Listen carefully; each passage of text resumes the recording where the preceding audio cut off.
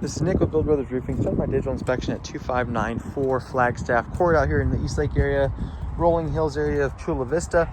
We're on top of a concrete S-tile roof. Tile on this roof looks to be in pretty good shape.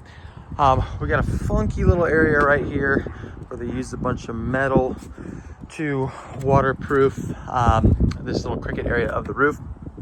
But I want to point out what's going on, then I want to just show the homeowner what the rest of the roof looks like. So we got a leak coming from this section. This tile was slipped, so I pulled it down a little bit more so that obviously we can see what's going on.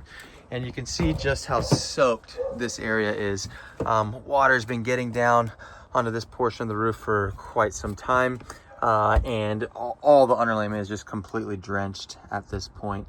A lot of debris and buildup has been accumulating as well.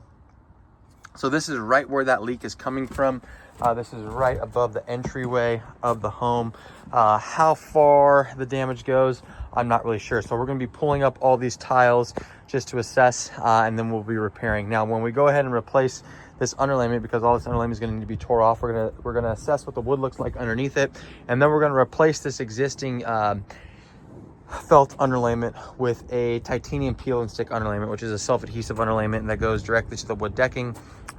It's a fantastic product when it comes to waterproof. It's going to seal off all those nail heads, and it's going to do the trick when it comes to making sure it's waterproof. Now I'm going to show the rest of the roof, but this tile does a good job of showing the issues that we found in a lot of these neighborhoods. So what we found is there's a lot of tile stretching that's going on. So you can see where the overlap is on this tile, and obviously it's slipped, but you can see how the tile only overlaps the nail head by a small margin. So when that water runs down the roof, it ends up coming back and getting underneath these nail heads or into these nail holes, which is why we get a lot of leaks on these roofs and why these roofs end up needing to be replaced a little prematurely. So typical tile roofs like this are going to last around 25 years.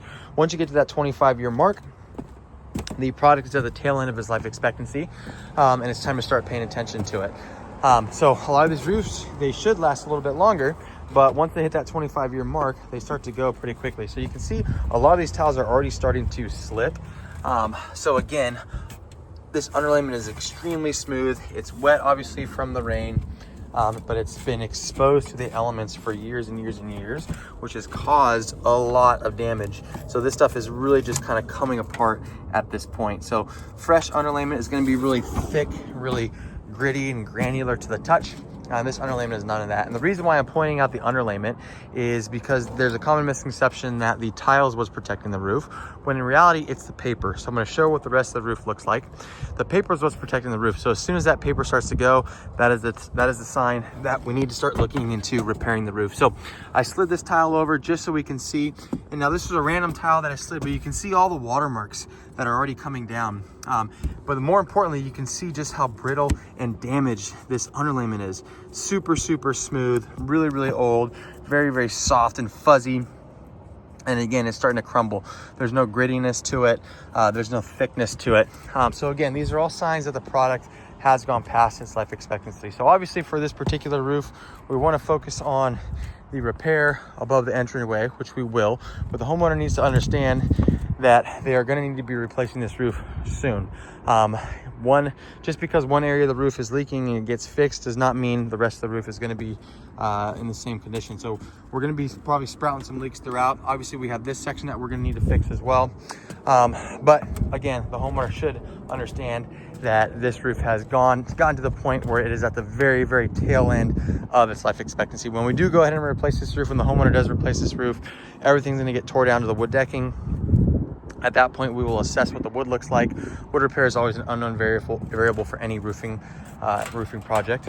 We'll fix any bad wood. We'll go ahead and reseal all these penetrations. You can see the sealant around these penetrations are already starting to go. So whenever it rains, water and moisture comes down these pipes, ends up getting into the home.